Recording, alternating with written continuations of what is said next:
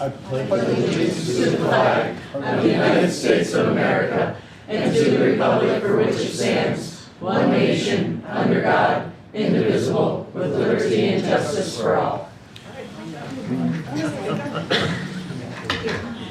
You know everybody's name.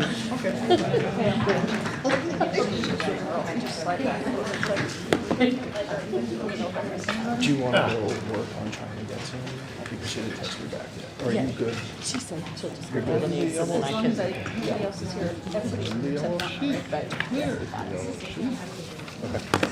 Okay. she can.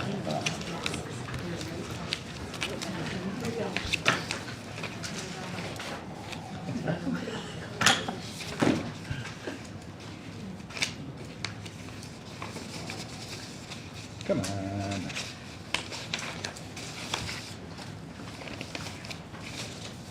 I thought we got away with paperwork with computers. What is this pile? Is somebody getting that? Or we're good? We're good. You got it? Yep. Okay, thank you. Roll call, please. Ms. Bilby? Here. Mr. Fedorcha? Here. Ms. Husak? Here. Ms. Culp? He's not here. Ms. Snyder? Here. Ms. Thompson? Here. Ms. Williams? Here. Mr. Green? Here. We have a quorum. Thank you very much. Oh, Mr. Weber. Sorry, Mr. Weber. You were sliding back too far. I didn't see you. Are you Sorry. getting the hint, Tim? Yeah, Sorry, Mr. Weber. step is up window. Okay, I'm going to look to Dr. Link, public comments on agenda items. We have two signed up, one for an agenda item and one for a non-agenda item. We have Mrs. Frank would like to talk on an agenda, or actually it looks like maybe two agenda items. Just one? Okay.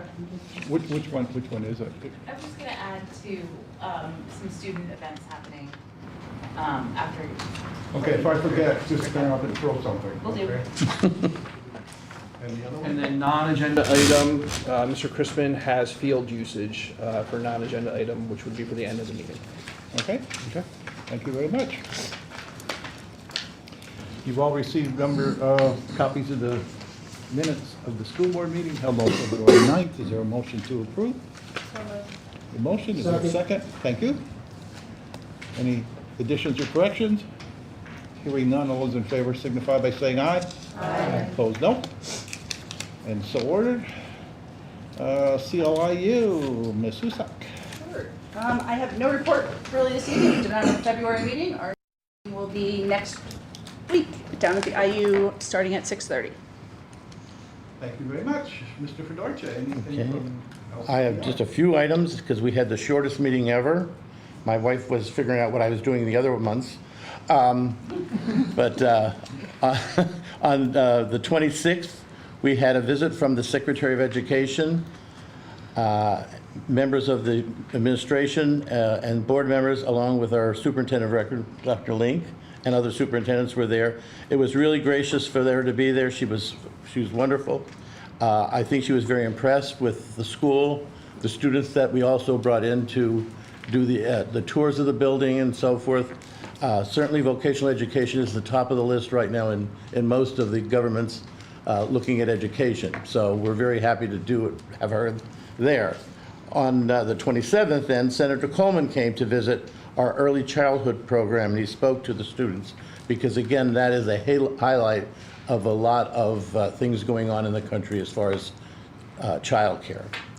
We have 1,600 students to date for 26-27, which is good, considering it's only March. And our senior awards program, which is our recognition and our graduation of our seniors, is May 28th at 6:30 at the PPL Center, and that is all I have. That's it. Thank you, sir.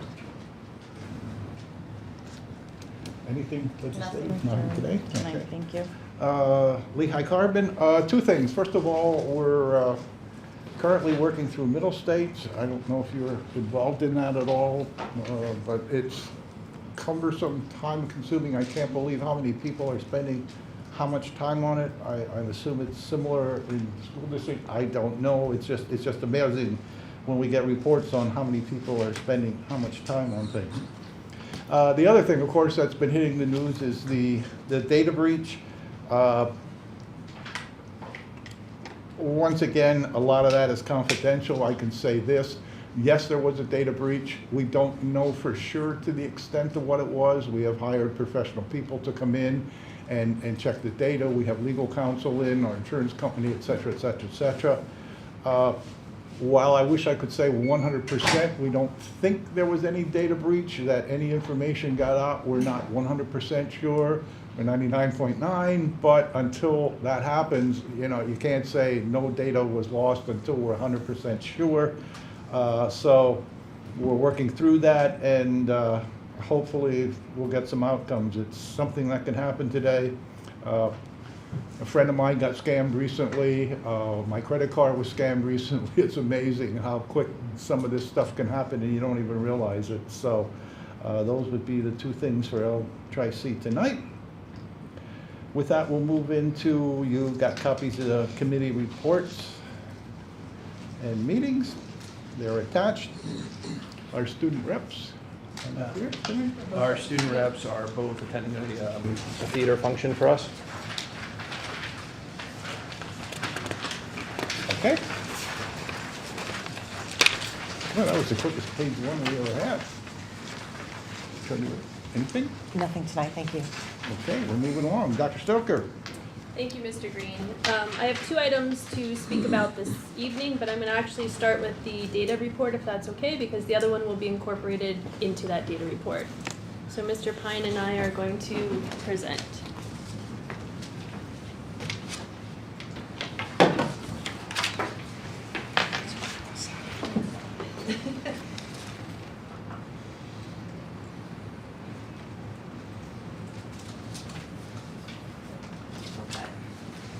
Good evening. Tonight we will provide an overview of curriculum and professional development in the Northern Lehigh School District for the 25-26 school year.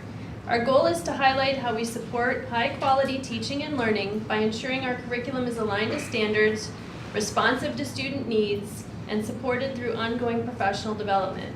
Throughout the presentation, in an abridged format, we will share the processes used to review and refine curriculum, how we use multiple sources of data to guide instructional decisions, and the professional development opportunities provided across all employee groups in the district.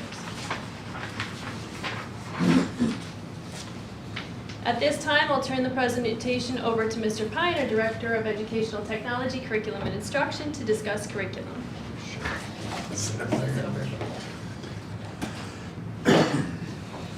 So those of you who were here will remember that just over 4 years ago we began our first what is to be an iterative process with our 4-year curriculum cycle. And so this is what that looked like over those 4 years. During that time, we worked to have teachers work with us to develop thousands of documents documenting what we're doing in the district, what we were teaching, what students were supposed to be learning, and how we were assessing that. In order to manage all that initially, we're using a combination of a program at Insight where we were warehousing the curriculum, as well as Google Drives, which I can't click into these right now, but if I clicked into these, you would see hundreds of files in each of those for all of the courses that we teach across the district. They're shared with all staff in order to ensure they know what resources are available, what's taught is outlined in there, and what common assessments are given, as well as pacing and alignment guidance. So now we're in our second cycle with curriculum instruction, and as you know, during the first cycle, right off the bat, initially we were able to get new programming for our foreign language department. So that first year, which is the year that we're in now, of the second 4-year cycle, we were able to take care of that over 4 years ago. We also, about halfway through that cycle, updated our ELA programming in grades K through 8. And as a result, we were able in this second cycle to focus on math, where we saw a real need to update. So this is the product of what came out of those drives, and the realization that it was far too much for our teachers to be able to look at, to review, to access, to know what they were teaching. In the updated version that I gave you on Friday, there are links out to these, so you can see those. They're also available on our curriculum website. I kind of put them here as a placeholder though, just so you can see what this looks like, where it outlines what the units are, the topics taught, what the standards are that are covered, and then the objectives, and then the days and the percentage of the course that each unit is designed to take. So that way teachers can, again, pace adequately throughout the year. We have that for math now, for ELA, which as a result of the CKLA and ELA adoption was updated over the past year to reflect that program. And then, of course, world languages, which we were able to finish a couple of years ago pretty readily. Also, over the past year, we've been able to put all of this onto the district website, and we're continuing to put more and more of these documents on as we work through this second cycle and we get them into a readable format like this for our parents to see. It is slightly edited for the parents. Many of the links and students, many of the links are removed to things like assessments and teacher-only resources. This website serves a number of roles. One of them is that, of course, the curriculum scope and sequence, but also where we're able to put up some information about our initiatives and then some of the work that we've done in updating Bulldog Academy. So, honestly, a lot of this work would not be possible without the teacher leaders that we have around the district and our department leads. Here's just some of the work that they've done for us over the past year in order to make sure that the decisions that we're making are as vetted and well-grounded as possible.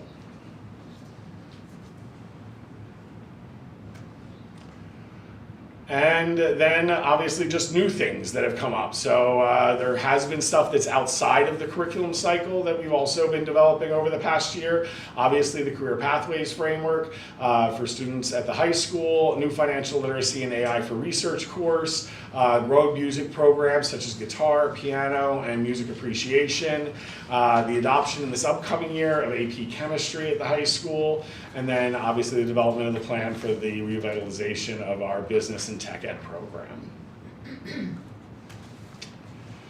And this is the list of programs that just over the past year we've either made an initial purchase on or for the first couple up there you'll see actually just expanded. Including new programming for US 2 and US 3 in high school, new environmental science and biology classes for our 9th and 10th grade science students, and then new secondary math supports through Math Nation, and then of course this year the math pilot and adoption, if everything goes as planned tonight, of Innova Math Thinking Math.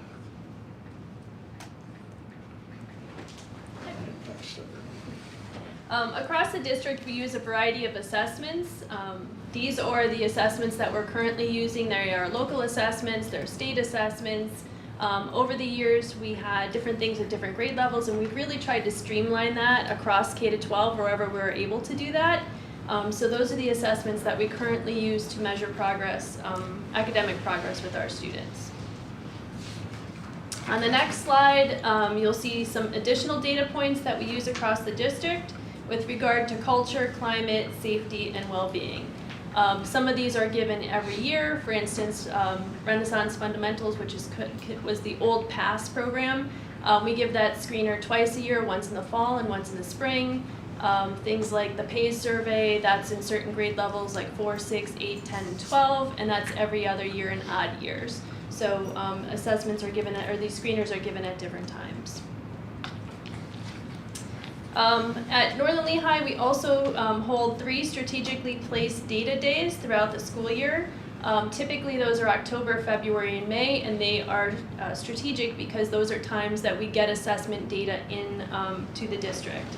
So during these professional development days, staff engage in sessions that closely examine academic, behavioral, and social emotional data at multiple levels. It includes district, school, grade level, cohort, and individual student data.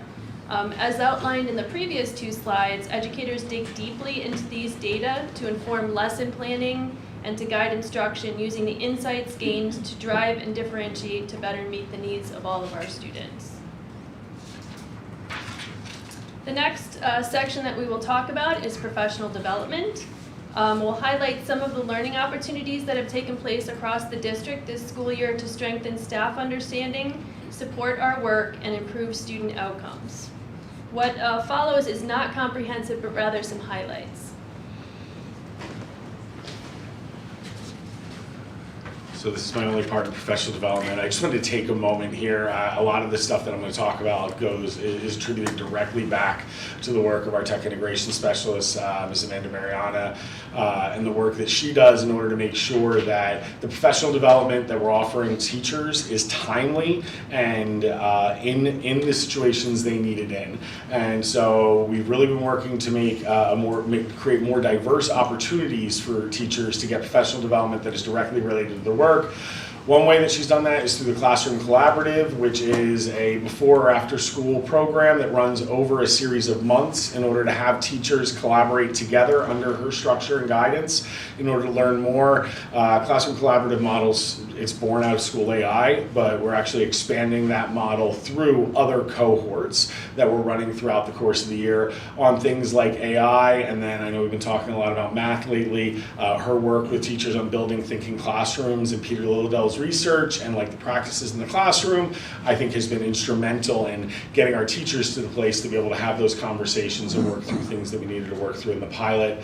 And then just direct timely teacher support through the TIS. I mean, she meets with them individually, and then the picture that I have up here on the slide is actually a website that was curated and created by her in order to really broadly expand the opportunities for our teachers to get professional development down a whole slew of avenues. I think we've got about 25 different websites linked in on there where they can get certificated professional development for which they can earn flex time, and then also further the professional development that's in their specific interests. Okay. Safety considerations are foundational to the work that we do each day. Ensuring that systems and trainings are in place to support the safety of every member of the Northern Lehigh School District community remains a top priority. Just to highlight a few examples that we have up here on the slide, Chief Jones facilitates every year our required in-person trainings under Act 55. Those are focused on emergency response drills and recognizing student behaviors that may indicate a safety concern. In addition, our school nursing staff participated in emergency preparedness training specific to healthcare screenings this year, and district staff completed suicide awareness and prevention training that's mandated under Act 71. That's something that happens on a 5-year cycle. Another important focus of our professional learning has been fostering leadership across all work groups within the district. Again, to highlight, we had some teacher leadership growth through participation in professional conferences, including the National Science Teachers Association Conference and the Pennsylvania Council of Teachers of Mathematics Conference. In both of those cases, we had teachers who won state-level awards or national-level awards and were able to participate in those conferences also because they were award winners. Several of us also presented at the EdCom event that happens in the summer at the administrative level and the teacher level. That's where all of the districts in the IU come together, and it's a professional learning series that happens during our new educator week, but it's collaborative with all of the districts in our IU.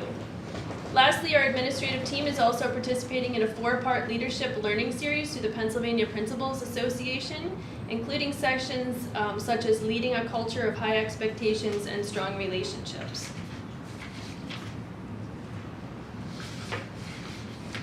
Policy and planning work across the district has centered on collaboration and alignment to supporting long-term student success.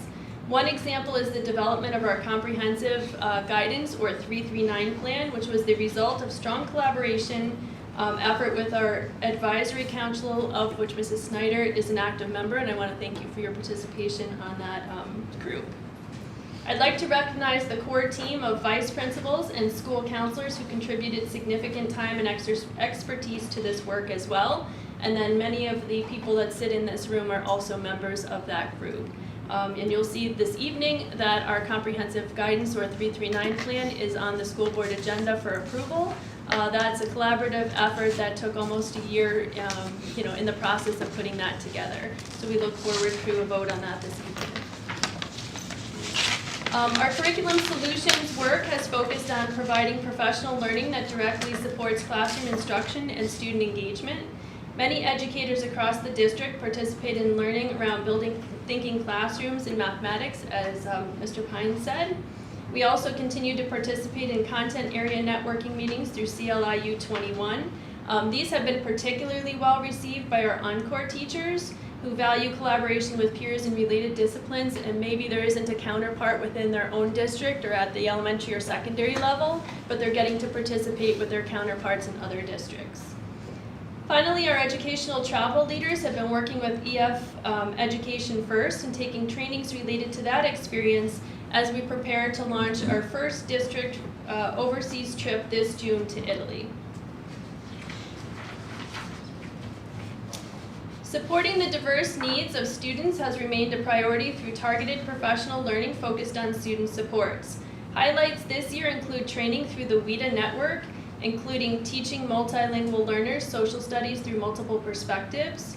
Also, staff also engaged in professional learning related to structured literacy approaches such as Orton-Gillingham methodologies to support foundational reading development. Lastly, Gifted Boot Camp provided focused learning opportunities for staff working with advanced learners. District operations, professional learning, and systems work have focused on supporting the infrastructure that allows our schools to function efficiently and safely. In technology, this has included professional learning and implementation work surrounding fiber installation projects and the expansion of our use of uninterrupted power supply, or UPS, systems to protect critical network operations. Transportation staff participated in training related to bus safety monitoring through the use of bus patrol system, and food service staff engaged in guidance related to the U.S. Department of Agriculture smart snack standards to support healthy student options.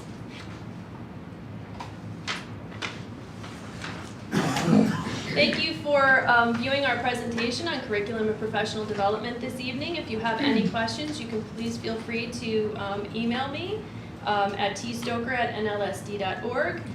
This will be posted on the webpage along with our board minute meetings from this evening. Thank you. Any questions? Yes. Yes.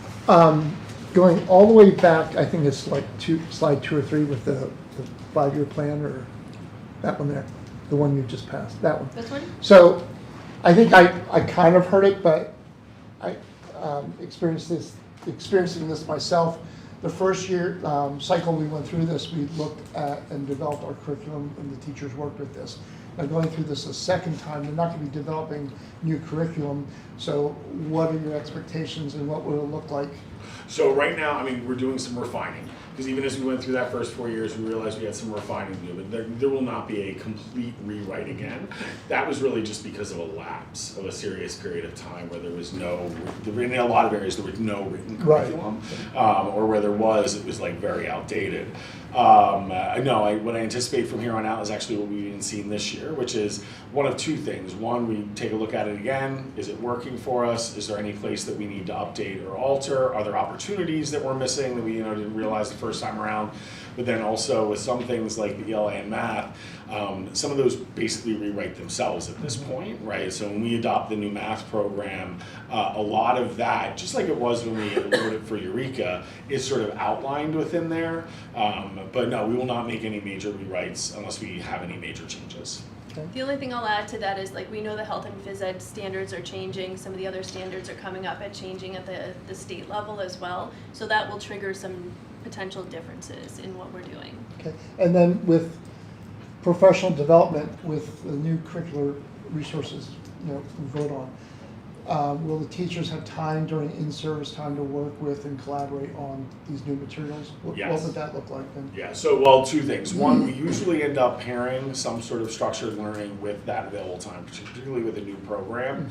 So, in all likelihood, if we're saying prior to the school year, right, for teachers who want to learn prior to the school year, I'm still working on us getting some sort of structured PD before the school year, and I'll know more after we actually sign off on the agreement and all that. But we usually do that with a new program in the summer. That's afforded. They can earn flex time for that. They can do that. I also don't plan for that to be anything that if anyone didn't do it, they would have missed, right? So we will still plan for the beginning of the year or whenever we have those universal participation days to still do the professional training in those days as well. What is ELDP? The English Language Development Program. It's our ESL you. program. Yep. So you will have time when all the teachers will be available to be at an in-service, to be able to work on and collaborate with the new curriculum. Correct. Okay. Yeah. Not so- just during the summertime. Yeah, so I guess just if I was going to ask you to clarify what it is you mean, do you mean unstructured time or do you mean like time structured around like professional learning for the new program? Well, in service time. Yeah, no. And actually, if you look at I mean, again, from last week, the contract, I mean, it's with the math program, I'm very, very proud. It is extensive. Okay. There's a lot of professional learning support for the teachers to make this adjustment in math instruction. Yeah. Any other questions? Okay. Thank you. That's Thank you. our report for this evening.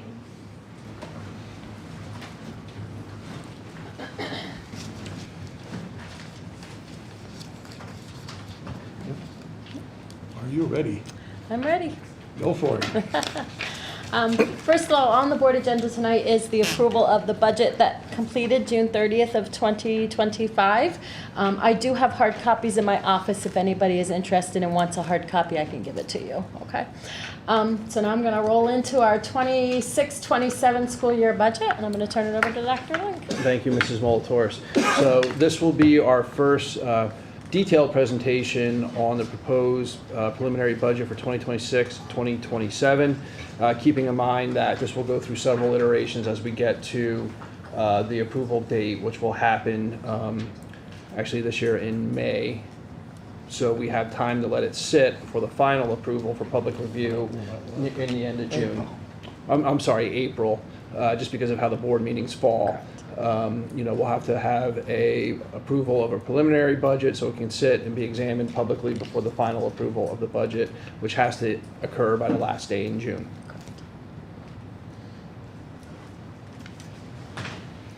Good. So this is each one of our building levels and their budgeted amounts. Those amounts have not changed from prior year. So these are what they used in order to budget for the 26-27 school year. This slide is our Act 1 index. 26-27, the Act 1 index in PA was set at 3.5%. Northern Lehigh's adjusted index is 4.8. Our independent financial office kind of tells you what projections are for the next couple of years. So as you can see, it's kind of leveling out a little. 27-28 is 3.2, and then 28-29, 29 and 30 are both 3.3.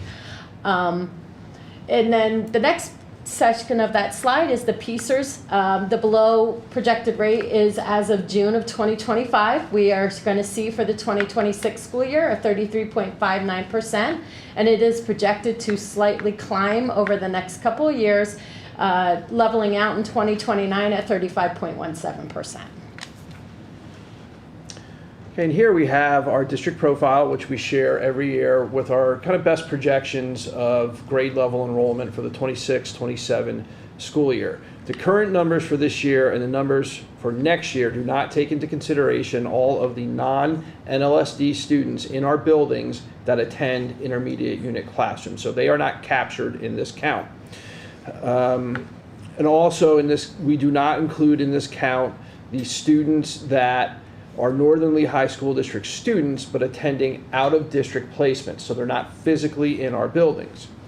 Currently, we have 30 students in total that are true Northern Lehigh students who are outplaced for things such as discipline, special education services, or even judicially ordered to a residential placement.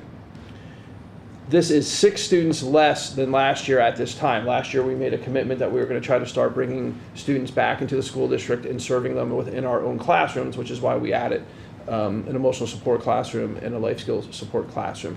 So we were able to see a reduction of 6 students being able to return to our classrooms, and we're going to continue to work on that as we go into the next academic year. As of last count, we have 54 kindergarten students in the registration process, with 33 fully registered and appointments scheduled. So these are incoming kindergartners. We know that this number will grow as we move through the summer months. So this is just a visual representation of our enrollment back to 2021 up through our projected enrollment for next school year. Each color bar there represents a different school building with the key along the bottom. You'll see that for the most part, the numbers are pretty stable as we kind of move through the years, with Slatington Elementary seeing the largest growth for the upcoming school year, which I believe is a difference of, I think, 16 kids. That kind of captures some students moving up through from Peters to here, and then we'll have some larger grades in Slatington Elementary. But as a whole, across the years, we've been pretty stable with how our enrollment shakes out in each school building. We're not anticipating any major spikes for this incoming kindergarten class. We think it's going to be somewhere between that 115, 125 mark, but we won't actually know until we begin the new school year. Okay, our employment profile. We currently have 277 employees in the district, 126 support staff, 1 professional staff, a recommended addition for the upcoming school year, and we'll talk about that a little bit later. Administration at 17, for a total for next year of +1 to 277 employees. These are our current grant-funded positions, some of which will be grant-funded out for a few years to come yet. I'm not going to read this all to all of you, but know that we have teachers that we get federal funding for IDEA, for special education, Title I, Title II, the Ready to Learn block grant, and the Title IV, and our Pennsylvania Commission on Crime and Delinquency grants, which is our safety and security grants. Some of those some of those grants, though, don't fully cover positions, so they're supplemented through the general fund. This shows the prior year composites of data of our expenditures versus our revenues. So the red bars are our expenditures and the blue bars are our revenues. As you can see, as the years progress, we are getting closer and closer to our revenues and our expenditures actually equaling each other. Last year, at the end of the 24-25 school year, we did have increased revenues, but only to the tune of $500,000 that did roll into fund balance. And again, the board did pass a resolution in December that they were not going to raise taxes over our adjusted index, which is 4.8%.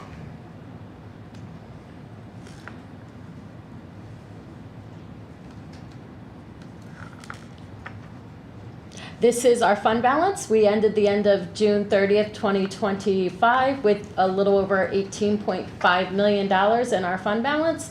And you can see that it has steadily grown since 2020, where we were at our low of 9.74, and we have increased it over the last 5 years to a pot of $18.57 million. Okay. And now we're going to look at now we're going to look at kind of our recommendations as we go through each building, and it's pretty straightforward this year. Peters Elementary, we're recommending status quo for budgeting purposes. Slatington Elementary, we're recommending status quo for budgeting purposes. Northern Lehigh Middle School, we're recommending status quo for budgeting purposes. And at the high school, we're recommending that we reinstate 1 business teacher position at the high school, and this is to support kind of ensuring that we solidify our pathways for students. We've been talking a lot about pathways the last few months, whether our students choose to go into higher education or directly into the workforce, to make sure that when they leave us, they have the skills to be successful in whatever the next step may be for them. So what are our 26-27 budgeted increases expenditures? Well, besides normal increases that we see every year for salary and benefits, we also see an increase in 26-27 with 1 new teacher position, that is the business position at the high school, potential outplacements of students, and costs for special education services from the IU, as well as PSERS and healthcare. We also increased the budget for utilities and repairs and maintenance, And these do not include increases to the budget that are being recommended to be offset by fund balance for one-time purchases, which we've done in prior years. And they will be discussed later in the presentation. Okay, so now we're just going to quickly review what our charter and cyber charter school enrollment and cost are. So here is the enrollment. You'll notice that the blue line represents both charter, brick and mortar charter schools and cyber charter schools together. Slight decrease of 2 students. This is reflective as of the end of the year, last school year, because the number for this school year could ebb and flow if students return to us or students leave us to go to one of these placements. So those data points are from the end of the year, last school year. The red line represents cyber charter school placements. Again, a slight decrease there, with the brick and mortar charter schools with a slight increase. So overall, we're down 2 students. 2 students have come back to us. We are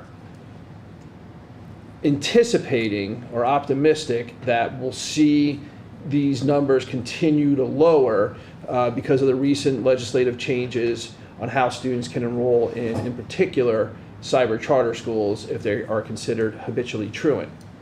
They can't, which means that they can't leave us if we begin to hold them accountable, or if we continue to hold them accountable for truancy. They can't leave us to go to a cyber charter school.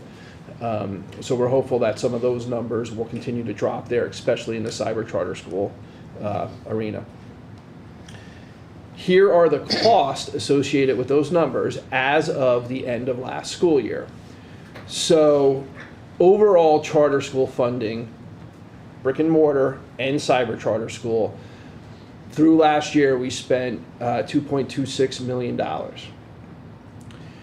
Specifically for regular education students, we spent $1.47 million between the 2 types of charters. And for special education students, we spent $780,000.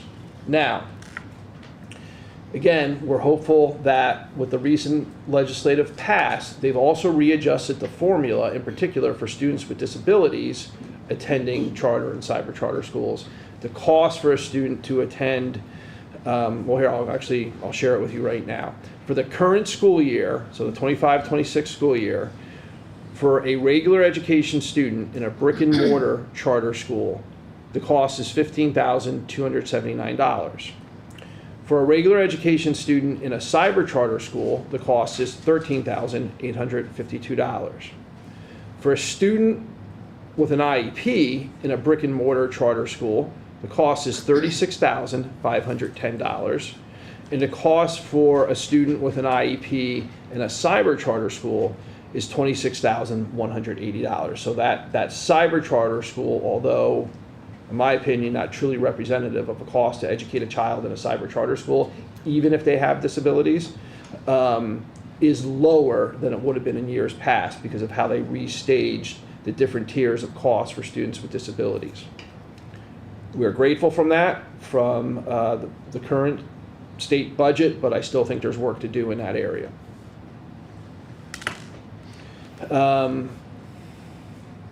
And then here is the just kind of overall cost broken out again between cyber school and brick and mortar charter schools, which is just a rehash of the cost there. So our projected 26-27 budget revenue stream. So our real estate tax collection rate has been steady and stays at the 94.75% for the 26-27 school year, and that is based on our collections over the past 3 years. Governor Shapiro's budget provides us with a base amount in basic ed funding of $8,109,413, with an additional $372,772 in student-weighted adjustments. This year's budget was increased by $116,000 over last year's, leaving an additional $76,000 of basic ed funding unbudgeted. Governor Shapiro's budget includes an increase in special education funding for our district of $76,287. This year's budget was increased by $40,287, leaving $36,000 unbudgeted.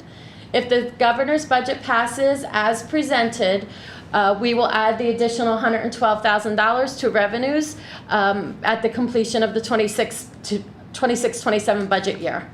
The Ready to Learn Block Grant, new base amount for 26-27 is $372,616.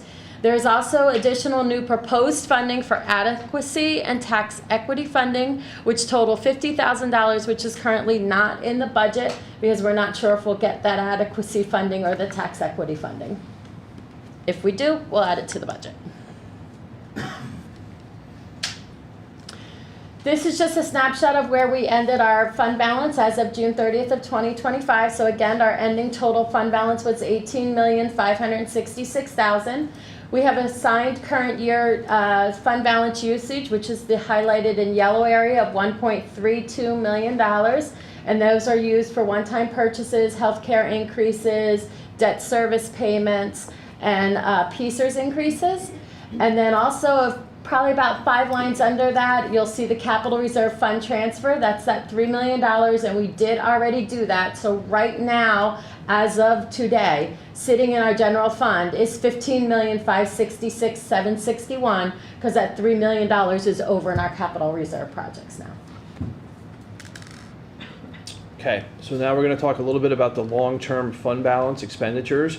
I just want to remind everybody that this is different than the capital reserve $3 million that Mrs. Molitoris just spoke of. So these do not include items that are on that 10-year capital improvement plan because those will be funded through a combination of the capital reserve account, as well as depending on how many of the projects the school board would like to do, we would probably recommend some bond issuance as well. Specifically, projects and expenditures that are not related to personnel, benefits, or curriculum is what we're going to look through now. Well, one curriculum. So for the upcoming school year, we're continuing to recommend a Northern Lehigh High School flooring replacement. As you recall, this is connected to the Pennsylvania School Facilities Improvement Grant, which we received last year to begin this work. This is this current school year's 25% match that we have to do to the work currently going on which we began last year at the high school. We're also recommending for next school year a water softener and filtration upgrade at the high school. We continue to refine that number, and we're looking now at $75,000 as that project will not only require the work, but we may actually have to put the installation of the water softener. So the cost of the water softener, the labor to install it, but it's likely that we're going to have to put up at least 2 walls to enclose it then with a door for access. Continue with furniture upgrades throughout the district. Again, this year looking for $55,000 for Slatington Elementary School and $45,000 for the high school. We've already discussed the math curriculum, and that's on the agenda this evening for K-6 for Thinking Math, curriculum, materials, and professional development. And then we actually begin, we gave you the look for 27-28 through 28-29 on this particular presentation.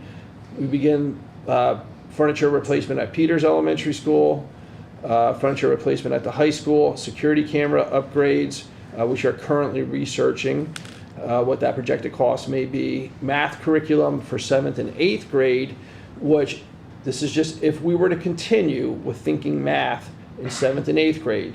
That's not the recommendation yet. We're going to be running a pilot next school year and then come back with a recommendation. But we now know that Thinking Math, if we were to roll it up into 7th and 8th grade, we're looking at about $75,000 for those 2 grade levels. And then Peters furniture replacement for 28-29 school year. Okay. So the big picture right now is our expenses total $44,184,677, and our revenues without using any fund balance is $40,789,928. So we currently have a budget shortfall of a little over $3 million, $3.394 million. If we use fund balance for those one-time purchases that Dr. Link just talked about, plus PSERS healthcare And debt service payments, that total is $1,384,858, which means we still are at a budget shortfall of $2,009,891. And again, that is constitutes funds in our expenses in our budget that are reoccurring every year, expenses. They are not one-time expenses. So those are like your salaries, your benefits, that kind of stuff. So estimating fund balance in 25-26 that the district utilizes the $1,384,858 for one-time purchases, your debt payments, PSERS, and healthcare increases.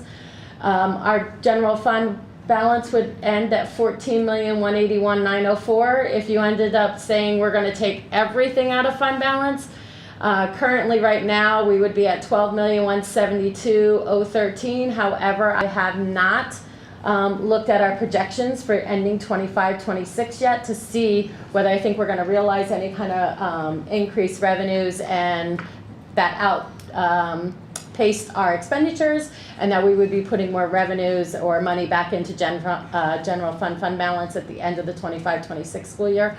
I will be working on that in the next couple weeks, and I should have a rough estimate at the April board meeting for that.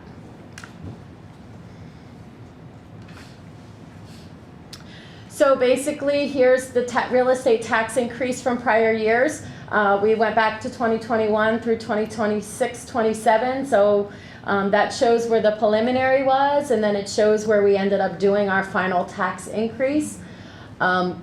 Because of where we currently stand and the discussions that are going on about other things that are needed throughout the district, we're looking at the 4.8 as a recommendation from administration that we do the preliminary there so that we have room to discuss and then know where we can go after that point in time.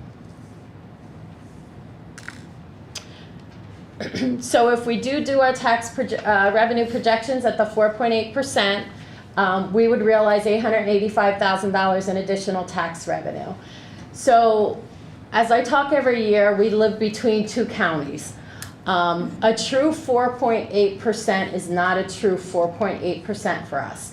Because what happens is Northampton County hits 4.8% and Lehigh County only gets to 2.97. So actually the percentage of increase that we can only get to is 4.37%. And that's because of the equalization of mills between two counties.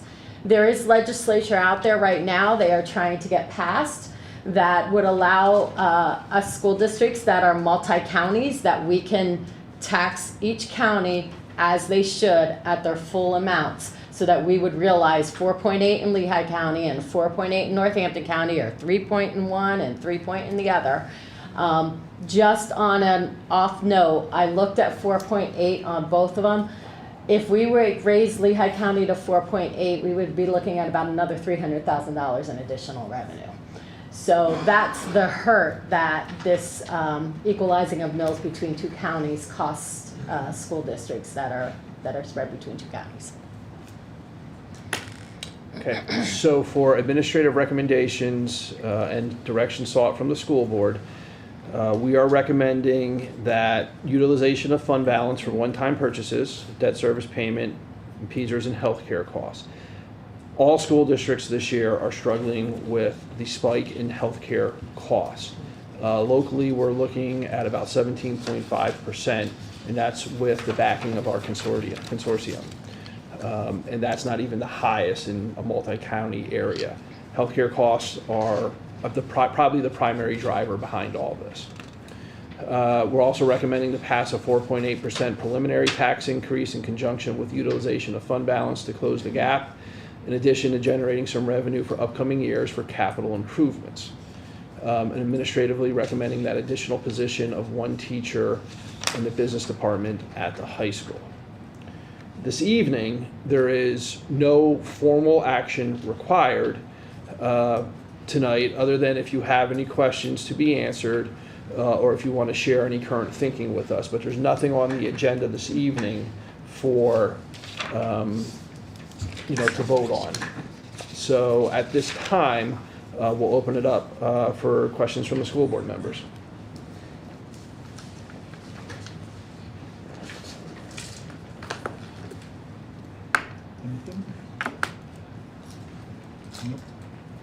So we're only 2 million short. Yep. That is correct. Any comments, thoughts? No? Would you like to go over a quick timeline just for the moment, just to refresh everybody? Sure, so we have to approve a preliminary in April so that we don't have to hold a special board meeting in June to pass the budget, because there's not 30 days between our May board meeting and our June board meeting. So we brought everything to the board earlier this year, so we don't have to hold a special meeting. So we will be looking at a preliminary in April. We'll continue to refine it through May, and then looking for a June approval of the final budget. Okay. Thank you. The other alternative would be have a special meeting in there and I'd rather not get into that if we don't have to. So we'll try and do that in April. Okay? Thank you. Okay, this budget presentation will be included in the minutes when these minutes are approved. And that concludes the business department update this evening.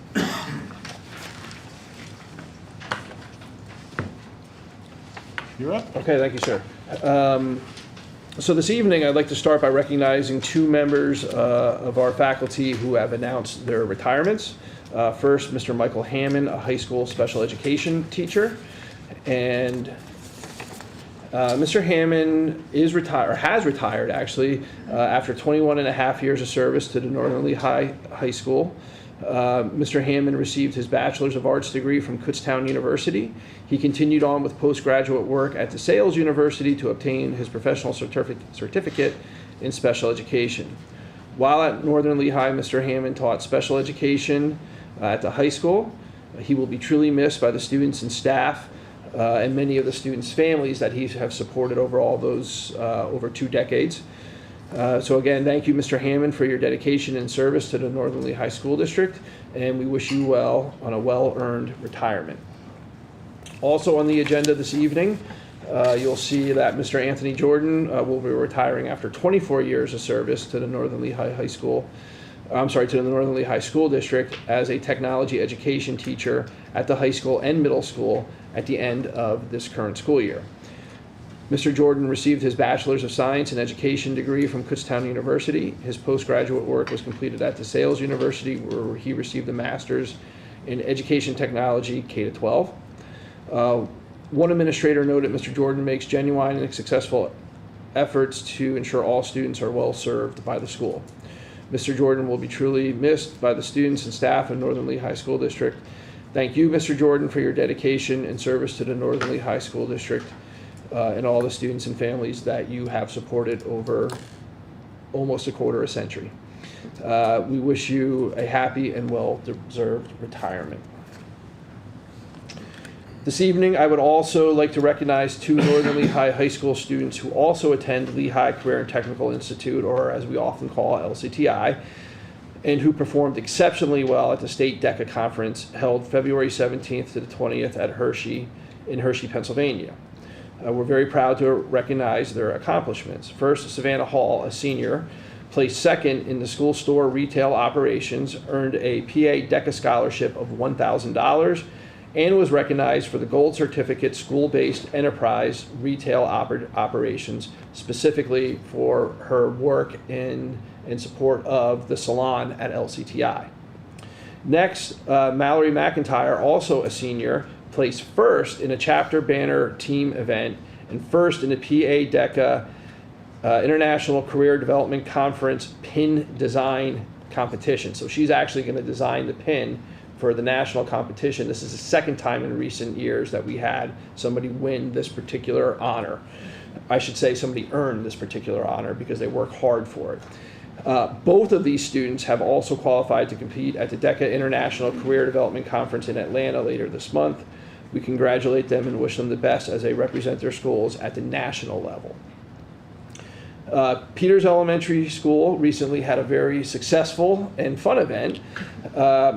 They recently hosted the Literacy Night, which was also highlighted in a recent article in the Times News. We appreciate the support of several community partners, including the Northern Lehigh Parent-Teacher Organization, Slatington Public Library, and Head Start, Additionally, we would also like to thank the generous donors who helped support the event. They included Weiss Markets, Giant Markets, Walmart, Ocean Spray, and Thompson's Meat Market. I would especially like to recognize the efforts of Mr. Schneiderite, Mr. Kralik, and the reading specialist Amanda Bayshore, Josie Pfluger, and Kara Richardson, along with all of the staff at Peters Elementary who helped make the event such a success, along with all the staff who gave their time and talent to make it a special evening focused on literacy and fun. So a lot of great positive feedback for that literacy night, and I know Mr. Schneiderite is going to share a little bit more at the Education Committee next month. As a reminder, our high school theater is performing Anastasia March 12th through March 15th, so beginning this Thursday, with the last show being the matinee on Sunday. I encourage our community to come out and support our talented students and staff. Tickets can be purchased through the district website. I'd also like to formally announce this evening that the class of 2026 graduation ceremony will take place on Friday, June 5th at 7 p.m. in Bulldog Stadium. Rain dates are scheduled for Saturday, June 6th and Sunday, June 7th. If a postponement becomes necessary, start times for the rain dates will be determined at that time, but will most likely occur in the morning. I'd also like to share that we were very excited to recently receive notification from Lehigh County that our ball field permits have been released and the fields have finally been turned over to the school district. So we appreciate everybody's patience in that process. And that concludes my report for this evening, sir. Thank you. Thank you. And I believe Mrs. Frank has something to comment on related to that. Mr. Hammond is on. No. He's not here? No. Okay. Just adding to some student activities. Next week, we are voting for our What's So Cool About Manufacturing competition. Voting is from Tuesday to Thursday. And then that's for Viewer's Choice Award. And the actual events gala takes place at Stabler Arena on March 25th, which is the following Wednesday. It is being broadcast on WFMZ this year as well. We were partnered with Primo Brands, which is a water manufacturing facility down in Bogosville. So we had a lot of fun staying hydrated, really. Thank you, Mrs. Frank. All done? All done, sir. We did have an executive session at 6 p.m. We discussed some legal, I think it was mostly legal issues that we had tonight. A little personnel also, I guess, yeah. Legal and personnel would be the two items. Thank you. Okay, speaking of personnel, we'll move into the agenda, the personnel items, A through, what do we go back? Looks like L. Is there a motion to? M. Okay, I stopped one short. Thank you. Is there a motion to approve the personnel We have a items? motion and a second. I didn't even ask for it yet. You guys are getting ahead of me. Okay. Any discussion or question? Hearing none, all those in favor signify by saying aye. Aye. Opposed, no, and so ordered. Policy, Mr. Green, if I may, I'd like to welcome one of our new faculty who will be beginning very soon. This evening, we have Ms. Sam Molitores with us this evening, who will become a new first grade teacher at Peters Elementary School. So congratulations. And I guess kind of welcome back. You served for us previously as a permanent sub. We are excited and happy to have you back to Northern Lehigh. Congratulations. okay? Now I can do policy? Yes, sir. Thank you. You have some policy items, there a motion to approve policy? Motion. Second. Any questions on policy? I think they were all reviewed at the committee meeting. Hearing none, all those in favor signify by saying aye. Aye. Those opposed, no. And so ordered, we have two conferences, there are motions for the conferences. Motion. Second? Second. Thank you. Any questions? Hearing none, all those in favor signify by saying aye. Aye. Opposed, no. And so ordered. Curriculum instruction, we have A through H. Is there a motion to approve?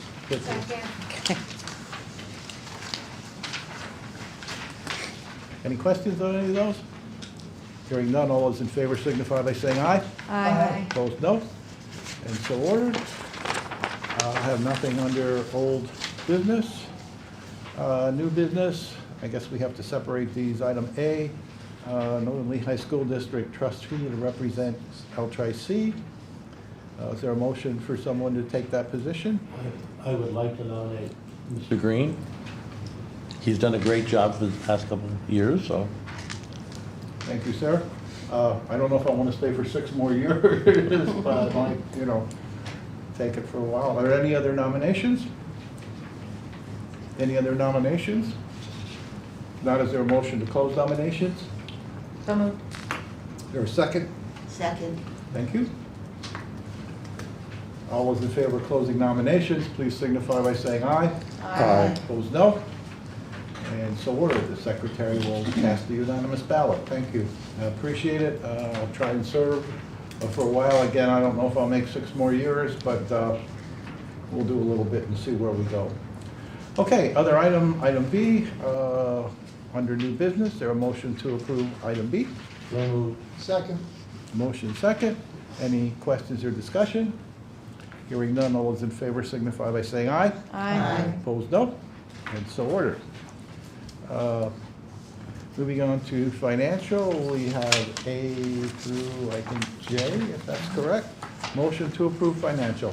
Motion. Second. Any questions on financial items? Hearing none, all those in favor signify by saying aye. Aye. Opposed, no. And so ordered. I have nothing under legal or correspondence. I don't know if anybody else has anything anywhere? No? Couple information items, basically the minutes of the meetings. I think, Mr. Christman, you had requested the opportunity to speak. All right, I'll try to be quick. First of all, good evening, ladies and gentlemen. Nice to see you all again. I just had a couple of concerns. First of all, I apologize for my tired false spring. I was outside all day, so. I watched the committee meetings last week and was a little disappointed to see the direction of the use of the ball field for the summer. So I guess, looking for a little clarification of that. In years past, decades, for as long, way before even I was involved, after high school seasons were over, the high school field was then utilized by either Connie Mack, Legion, Babe Ruth, whatever organization was using at that time. So I'm a little concerned why that olive branch is not being extended again for this summer, especially because that has some ripple effects that trickle down to the youth level.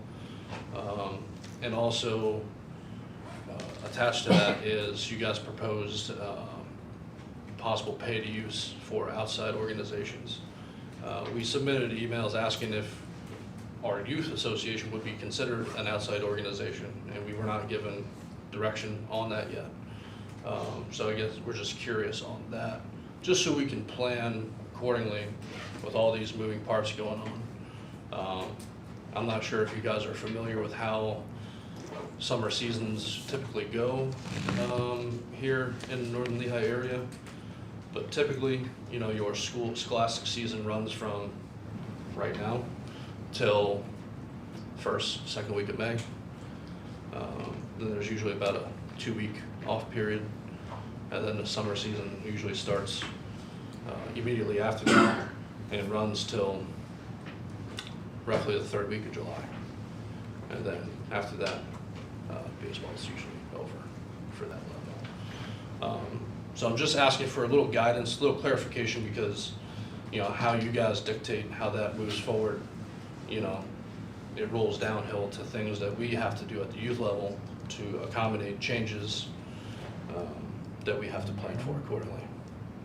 I know technically you don't have to answer right now, so again, I'm just saying, maybe reconsider opening the field usage for the summer. I understand, you have to come up with a maintenance plan. Biasly, my personal opinion, I feel like having teams play on the field for a month or so would probably actually give your maintenance team a break, because by playing on the field, it actually prohibits grass growth from coming back onto the field. But that's my biased opinion. So again, just wanted to express a little concern about the path that we're headed, and just looking for further clarification moving forward as far as summer usage, if and when it will be reinstated, and also if and what fees would be associated to, especially to us specifically at the Northern Lehigh Youth Baseball site, because it does have a ripple effect. So that's all. Thank you for your input. I think a lot of what you're asking is still up in the air, to be honest with you. It's like, you know, the fields were just released and they're still looking at them, seeing what it is. Obviously, you don't want to tear up a brand new field, you know, and that's, so we're still not sure where a lot of it's going, but I appreciate your concerns. I completely understand that, and quite frankly, shame on Lehigh County for dragging their feet on that permit process, taking so long. I'll publicly say that. Probably the slowest county process in the entire nation. So I understand it's not all you guys. Thank you, Lehigh County, for finally doing something. So again, I'm just expressing a little concern because I know there's only so much you can do. I understand the concerns of a new field. Obviously, we all want that thing to stay beautiful for generations to come. That's a big investment on the back of the taxpayers. So I don't think any of us would want to see that new renovation go to the wayside, you know. But just understand there are some concerns, you know, that are trickle down. And I think you hit it on the head. That's pretty much where we're at, Mr. Chrisman. We're still looking at it. We just got the field back, and we should have answers shortly, so. Yeah, I mean, just for example, like this year, I mean, again, thanks to the board, we were able to expand to a middle school program, so we now have 3 scholastic teams, which is amazing for a small school the size that we are. And we also have 10 youth teams from the ages 4 to 15. So, you know, going to these league meetings that I attend, you know, for the size of district that we are, we're actually growing in that department when others are declining. So I have no doubt that over the next couple years, you know, the field will continue to get good use. So that's all. Again, I just wanted to put it out there. Thank you. Good seeing you again. Come back, see us. That's the only guest I think that was listed. You made your comments. You're okay? Okay. Are you really okay, or are you? Okay, if there's no other business to be attended to, is there a motion to adjourn? So moved. Second. Motion, second, is that Gary? Yes. All those in favor of adjourn, please signify by saying aye. Aye. Opposed, no. And so ordered. I would remind you, your ethics statement is the front here. If you're a new person, you know, give a copy back into the school district. Mary Jo will take care of it. So